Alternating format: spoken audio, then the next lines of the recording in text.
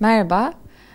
Accenture'ın her yıl düzenli olarak yayınladığı Teknoloji Vizyonu raporunun 2015 sonuçları açıklandı. Rapor ve Brazi'yi özel olarak değerlendirmek üzere Accenture'ın Sofia Antipolis Technology Labs direktörü Emmanuel Viale bizimle beraber.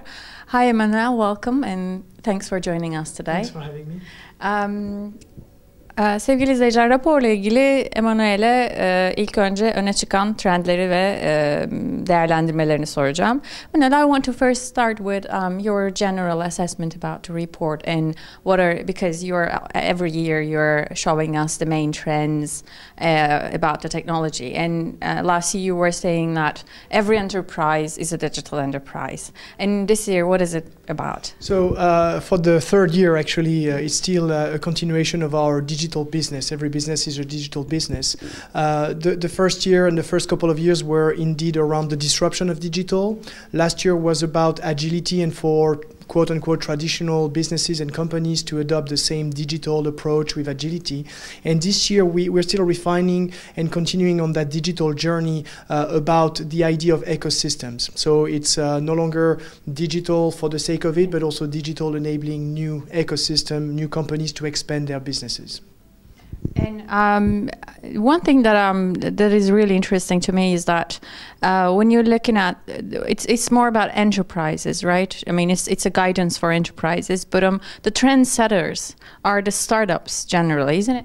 Yeah, so that's a good point. Actually, the way we build the trends, the way we look at them, the way we do our studies is looking indeed at, on the one hand, at what's happening up front, what's happening, where the startups are moving, because it's a good indicator maybe in a few years where technology is going to go. But at the same time, I would say in the vision itself, the trend themselves, there is a startup spirit and also this theme of open innovation. How can enterprise, established ones, big ones, smaller ones, international, local, how can they build much more upfront with startups now and not necessarily wait a few years to discover the new trends? That's also a new thing this year, indeed.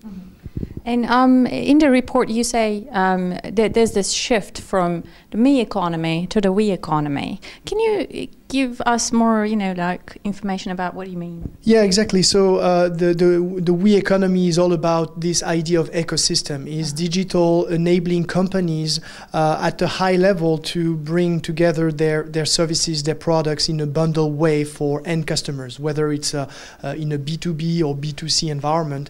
And digital, on the one hand, enables to put these new operating models, business models, in a sense, new services, new products, but also digital enables to interconnect those enterprises, so with the platforms. So that's what we mean by we, the we as we enterprise grouping together. Ecosystem is another summary, another way looking at it. And on the other hand, personalization is becoming more important, I guess. Exactly. So that's the first main trend, indeed, around the continuation of personalization. So for, in particular, end consumer, whether they are digital customers, digital citizen, digital patient, how to go to an extra level of personalization. So today I have, I don't know how many connected devices on me.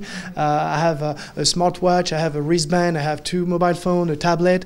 I'm connected. So I'm connected in a different way, and I'm leaving sort of companies a way to reach out to me to understand where I am right now, what I'm doing, where I'm going, etc., to provide an extra level of personalization. So that's indeed one big trend. Yes, and all this data that is being collected from you is also contributing to something else in, I guess, another trend in the report, right? It's about... Exactly. So actually, of course, the whole trends are interconnected, but there is one around the intelligent enterprise, which also is going to capture, much more data, new variety of data, new volume of data as well, and will allow this personalization.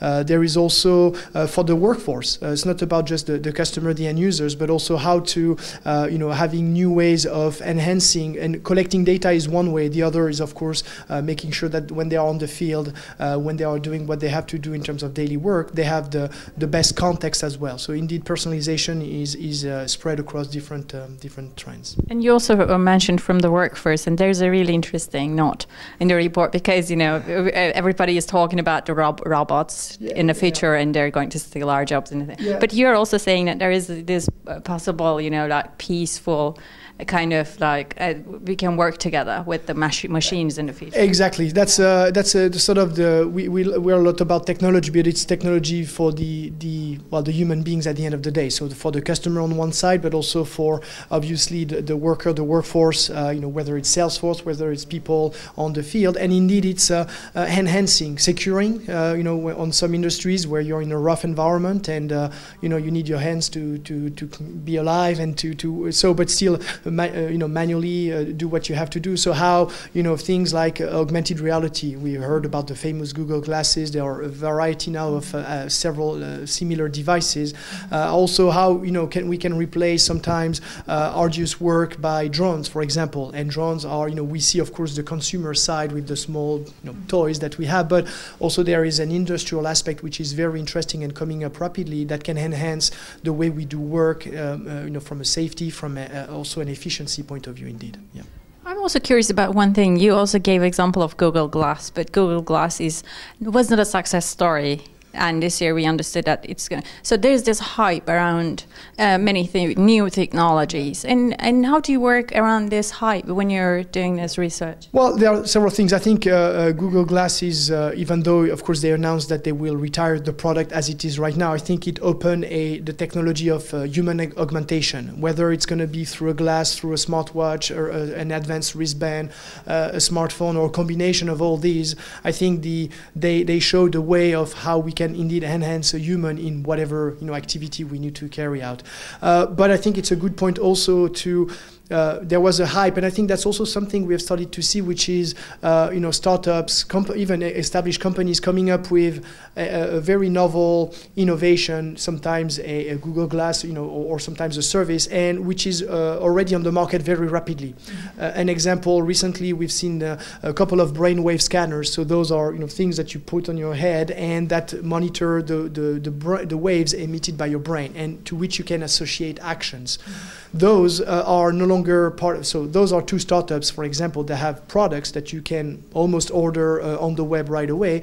The maturity is almost there, but there is an app, there is an SDK, software development kit, to start working on. And so to answer your question, as part of our mission in the tech labs, what we want to do is scan for those startups, scan for those trends, but also rapidly try to demystify what's working, what's mature, what's needs to be rethought about. And the last one, which I think maybe Google Glasses was one example of where we could have moved a bit further, is around the usability. Again, this back to this human dimension, how we want to use or not such and such devices or technologies is also a big aspect of our work, and as part of sort of the hype vs the reality. Yeah. Yes, and you also mentioned from this trend a bit, but I want to go more into details about this platform. And in another saying, you can say API-ification of the enterprise. What is the note there? So the platform revolution or evolution. So that's one of a very interesting trend we have is several aspects to that. There is as I was saying a bit before, the aspect of enabling an ecosystem. So building platforms that are open, where on the IT side, we open part of the IT system. So here typically through what's called APIs, so application programming interface. So ways to access with a certain level of security, with a certain level of exposing of the data by third parties, by partners, for example. And so this is enabling, and that's at the core of the we economy we were talking before. It's really the way of how now with digital we can have standardization standardization of API management. No longer needed to do custom work for every single system we have in-house and expose it in a different way. Also the possibility to, the cloud. We've heard the cloud for many years. Now it's part of the sort of the fabric, I would say, and what do we put on the cloud, what do we have internally, and how do we mix it all together through platform as well. And last, there is the aspect of platform management in a sense of how companies can provide their own platform directly. For example, in France, we have one of the major banks that created already a couple of years ago their own sort of application store. So they had a platform, and they had, in this case, not several partners, established partners, but more third-party developers, to which they opened the APIs, and therefore they had, instead of having 3-4 banking applications, they would have, spend time developing along a V model, traditional way. They exposed their APIs, they provided a security sandbox, and they let developers create new services, new ways of looking at the data of the customer, etc. And eventually about 100 applications, web and mobile, were created. And if you imagine, they would have never spent the effort in creating 100 different applications, maybe a handful of those. So that's an example of platform indeed revolution or evolution as we see it. Yeah, that's a really interesting point. And actually, that's the end of my questions. But if you want to add anything else, please go ahead and. Well, I would say for the overall, in terms of the tech vision itself, the important point is it's an evolution. So I was saying earlier, we have been about this digital theme. Every business is a digital business for the past 3 years. What we have in the report is a good continuation. So it's not to say that 3 years ago we were wrong and those 7 trends at the time were not the right ones. We are building on top as technology comes to the market much more rapidly these days, with a level of maturity that we have never seen before. How do we start to see those trends evolving, adapting? And again, it's a vision, so we can be wrong, we can be very often too optimistic about the adoption, but it's a good way to look at where IT is going. And also, I think for the past few years is also how it influences our daily lives, as well as of course the way enterprise operate their business and run their business, create new services for their customers. Okay. Thank you very much. Thanks. It was a pleasure. Sevgili seyirciler, dinlediğiniz ve katıldığınız için çok teşekkürler. Başka bir röportajda yine görüşmek üzere. Hoşçakalın.